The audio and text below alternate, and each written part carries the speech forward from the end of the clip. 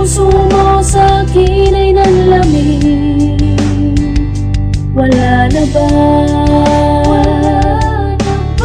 Kaya ngayon ako'y nasasaktan, isip ko'y naguguluhan. Di ko alam ang tunay na dahilan kung bakit mo'y pinagpalit.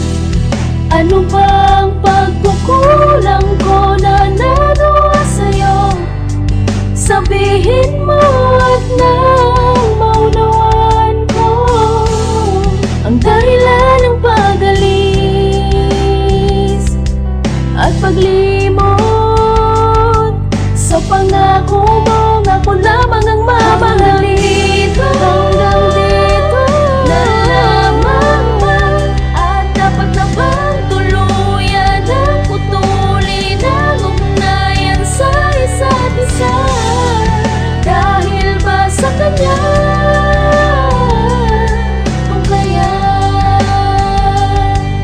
tayong dalawa'y kailangan ng maghiwalay. Alaala mo sa akin ay gumugulo. Bakit di na lang pauwiin ang hapdi sa aking puso?